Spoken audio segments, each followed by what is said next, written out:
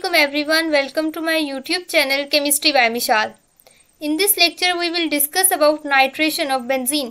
हमने electrophilic substitution reaction वाला जो टॉपिक है वो स्टार्ट किया हुआ था एरोमेटिक कंपाउंड्स के रिएक्शंस के अंदर. आज हम जब नाइट्रेशन को डिस्कस करेंगे, इससे पहले लेक्चर के अंदर हमने हैलोजिनेशन ऑफ बेंजीन को स्टडी किया था. नाइट्रेशन ऑफ बेंजीन, जैसे कि नेम से इंडिकेट हो रहा है कि नाइट्रोजन वाला कोई कंटेनिंग ग्रुप जो है वो इंक्लूड है, नाइट्रो, ठीक है, यानी हमारे पास जो है वो नाइट्रो ग्रुप इस रिएक्शन के अंदर इन्वॉल्व है. तो जब हमारे पास जब बेंजीन होती है, बेंजीन रिंग के ऊपर जो बेंजीन रिंग का हाइड्रोजन है, ठीक है, जैसे अगर हम बेंजीन रिंग के हाइड्रोजन देखें तो हर कार्बन के पास एक हाइड्रोजन होता है. अगर हम एक हाइड्रोजन को कंसीडर करें तो अगर ये वाला जो हाइड्रोजन है जब नाइट्रो ग्रुप से रिप्लेस हो जाएगा तो हम उस रिएक्शन को क्या कहते हैं, नाइट्रेशन ऑफ बेंजीन. यानी introduction of nitro group into benzene is called as nitration of benzene. इसका जो जनरल रिएक्शन है उसको अगर हम देखें तो नाइट्रेशन ऑफ बेंजीन किस किस के थ्रू होती है, नाइट्रिक एसिड और सल्फ्यूरिक एसिड के मिक्सचर की वजह से. जब नाइट्रिक एसिड और सल्फ्यूरिक एसिड का मिक्सचर यूज़ किया जाता है एट 50 to 55 डिग्री सेल्सियस, तो हमारे पास जो बेंजीन है उसके ऊपर नाइट्रो ग्रुप इंट्रोड्यूस हो जाता है. एज ए रिजल्ट हमारे पास क्या होता है कि नाइट्रो बेंजीन की सिंथेसिस हो जाती है. यानी हमारे पास HNO3 H2SO4 इन दोनों के मिक्सचर से एज ए रिजल्ट क्या बनता है, नाइट्रो बेंजीन. साथ आपके पास H3O पॉजिटिव और HSO4 नेगेटिव बन जाता है. ठीक है, अगर हम इसका मैकेनिज्म देखें कि इसका मैकेनिज्म क्या है. अब जब फर्स्ट स्टेप है इसके अंदर क्या होगा, इलेक्ट्रोफाइल की जनरेशन. जैसे जितने भी इलेक्ट्रोफिलिक सब्स्टिट्यूशन रिएक्शंस होते हैं तो फर्स्ट स्टेप पे हम क्या करते हैं, इलेक्ट्रोफाइल की जनरेशन करते हैं. यानी हमारे पास जो है फर्स्ट स्टेप के अंदर इलेक्ट्रोफाइल जनरेट होगा. अब इलेक्ट्रोफाइल क्या होता है, इलेक्ट्रोफाइल जो होता है वो इलेक्ट्रॉन डेफिशिएंट होता है, उसके ऊपर पॉजिटिव चार्ज होता है. ठीक है, इलेक्ट्रोफाइल इलेक्ट्रॉन डेफिशिएंट होता है इसलिए वो क्या होता है, इलेक्ट्रॉन लविंग होता है. ठीक है, अब हमारे पास जो नाइट्रिक एसिड है उससे हमने जनरेट करवाना है इलेक्ट्रोफाइल, और उसी वजह से हमने इसके साथ क्या यूज़ किया था, H2SO4.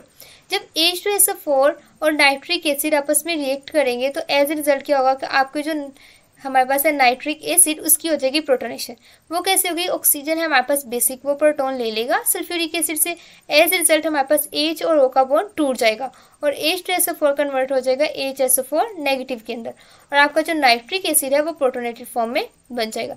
अब ये हमारे पास जो रिजल्टिंग जो स्पीशी बनी है ये हाईली अनस्टेबल है, यहाँ भी पॉजिटिव चार्ज और यहाँ भी, तो ये हमारे पास क्या करती है, डिसोसिएट हो जाती है. एज ए रिजल्ट क्या होता है, नाइट्रोनियम आयन की प्रोडक्शन हो जाती है. अब क्या होगा कि ऑक्सीजन के ऊपर नेगेटिव चार्ज है वो यहाँ पे मूव करेगा और एज ए रिजल्ट आपका नाइट्रोजन और ऑक्सीजन का बॉन्ड टूट जाएगा और जो हमारे पास ये वाली स्पीशी है एज ए वाटर रिमूव हो जाएगी और आपका जो नाइट्रिक एसिड है वो कन्वर्ट हो गया नाइट्रोनियम आयन के अंदर.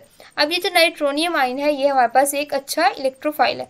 अब हमारे पास क्या होगा, नेक्स्ट के अंदर हमारे पास जो एरोमेटिक रिंग है उस वो जो है वो उसके जो पाई इलेक्ट्रॉन्स है वो अटैक करेंगे आपके इलेक्ट्रोफाइल के अंदर. ठीक है, अब ये जो पाई इलेक्ट्रॉन्स है, पाई इलेक्ट्रॉन्स मीन हमारे पास इलेक्ट्रॉन डेंसिटी इनके पास ज़्यादा है. तो हमेशा क्या होता है कि जो रिएक्शन के अंदर जब भी हम एरो लगाते हैं तो हमारे पास क्या होता है, ज़्यादा इलेक्ट्रॉन डेंसिटी से कम इलेक्ट्रॉन डेंसिटी की तरफ जाता है, यानी न्यूक्लियोफाइल से इलेक्ट्रोफाइल की तरफ अटैक होता है.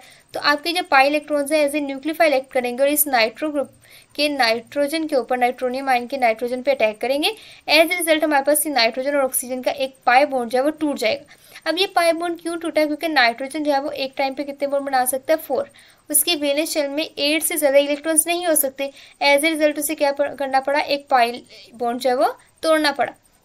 तो हमारे पास क्या होगा कि ये जो नाइट्रो ग्रुप है, नाइट्रोनियम आयन जो था वो हमारे पास जो है in the form of nitro group क्या हो गया, इंट्रोड्यूस हो गया इन रिंग. लेकिन हमारे पास क्या होगा कि जो आपकी बेंजीन रिंग है उसने एक पाई, जो हमारे पास एक पाई बॉन्ड था, जो 2 पाई इलेक्ट्रॉन्स थे उनको यूज़ किया था for the formation of sigma bond with the nitro group. तो हमारे पास क्या होगा कि यहाँ पे उसने एक सिग्मा बॉन्ड बना लिया, ठीक है, इलेक्ट्रॉन ने. लेकिन यहाँ पे क्या हो गई, कार्बन पे ऊपर इलेक्ट्रॉन की डेफिशिएंसी होगी तो इस पे क्या आ जाएगा, पॉजिटिव चार्ज.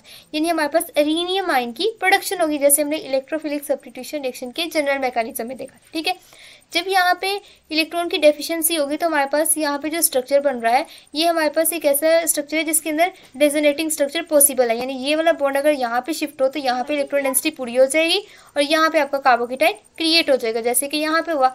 नेक्स्ट स्टेप पे क्या होगा कि ये वाले इलेक्ट्रॉन जब यहाँ मूव करेंगे तो एज ए रिजल्ट यहाँ पे इलेक्ट्रॉन डेंसिटी की जो है वो डेफिशिएंसी हो जाएगी, तो यहाँ पे क्या आ जाएगा, पॉजिटिव चार्ज.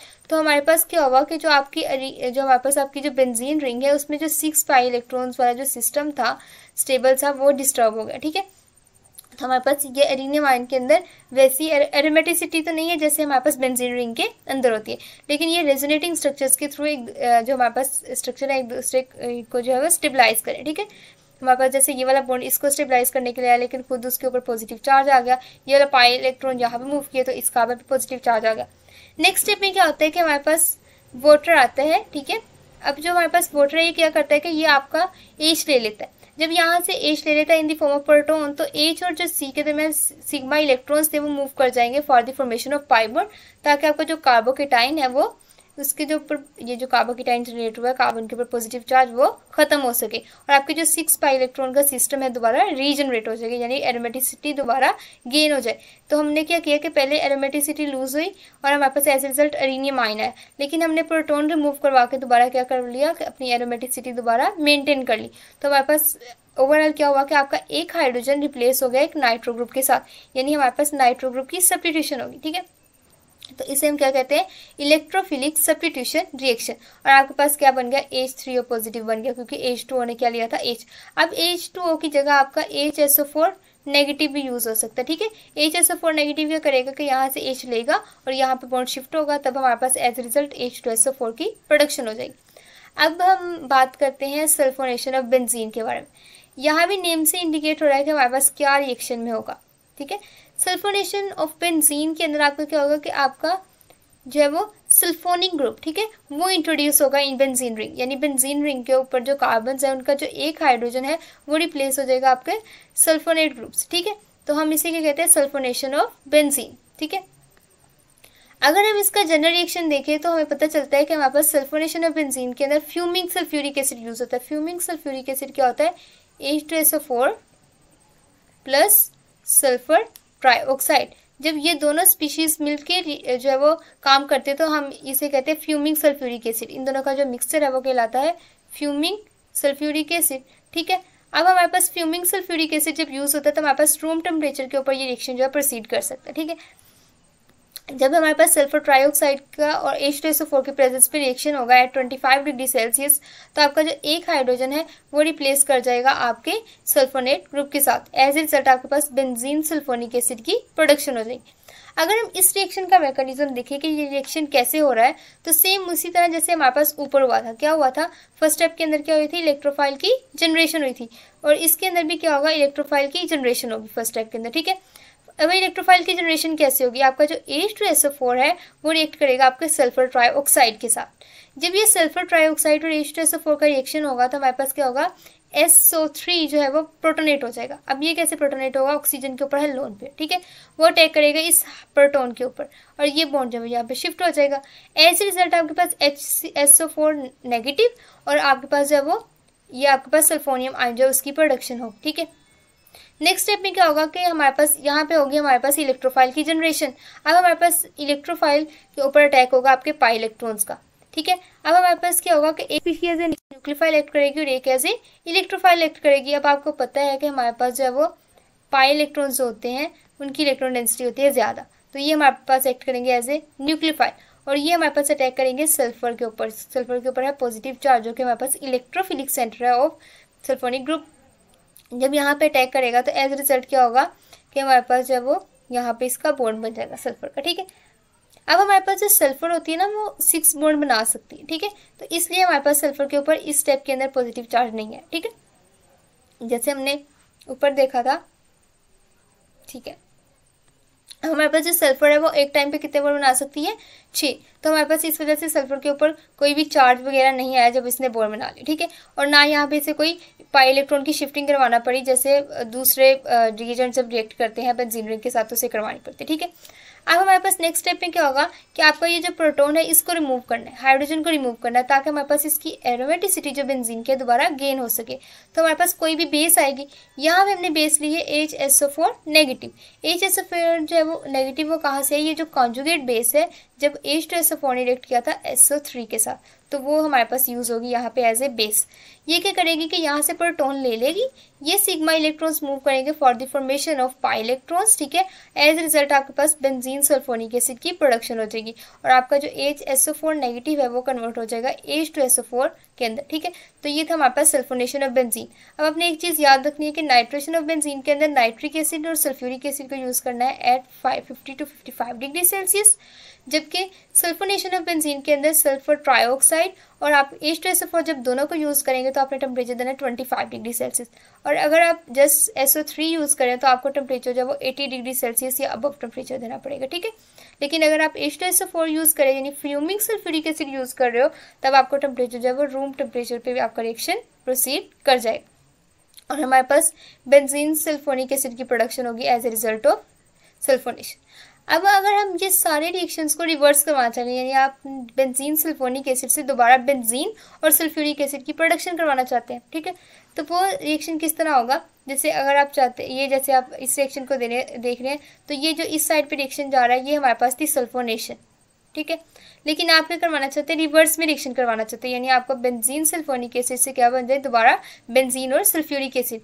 तो हमारे पास क्या यूज़ करना पड़ेगा, डाइल्यूट सल्फ्यूरिक एसिड या फिर आप यूज़ कर लें, या फिर इस रिएक्शन मिक्सर के अंदर अगर आप वाटर एडअप कर दें तो एज ए रिजल्ट क्या होगा कि आपकी जो है वो डीसल्फोनेशन हो जाएगी, यानी आपका जो सल्फोनेट ये जो ग्रुप लगा हुआ है ये हमारे पास उतर जाएगा, ठीक है, और ये रिप्लेस कर देगा हाइड्रोजन के साथ, यानी हमारे पास जब बेंजीन रिंग है उसकी फॉर्मेशन दोबारा हो जाएगी, क्योंकि ये स्टेप्स जो है वो रिवर्सिबल होते हैं, ठीक है।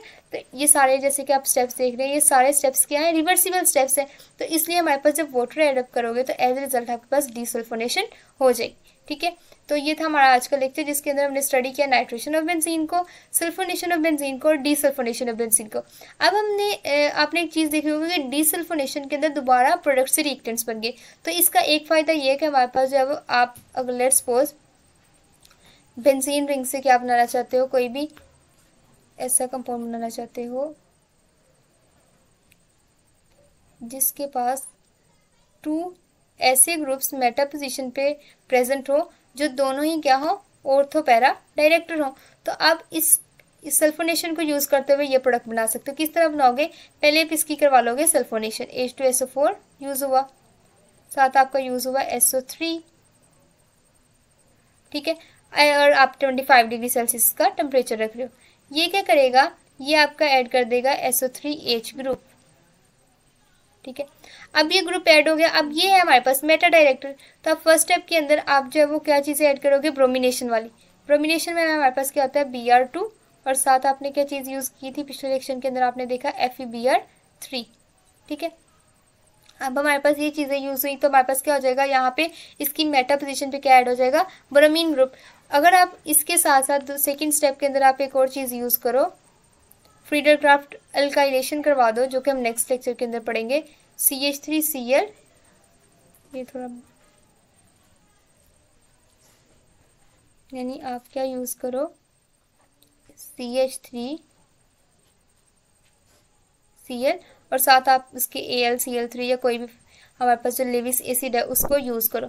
तो एज ए रिजल्ट आपके पास क्या प्रोडक्ट बनेगी कि आपके पास जो है वो दोनों मेटा पोजीशन पे एक तरफ आपका लग जाएगा ये वाला CH3 ग्रुप, ठीक है, जो कि फ्रीडल क्राफ्ट अल्काइलेशन की वजह से आया, दूसरी तरफ आपका लग जाएगा ब्रोमीन ग्रुप, ठीक है, और ये आपका सल्फोनेट वाला ग्रुप लगा हुआ ऐसे SO3H।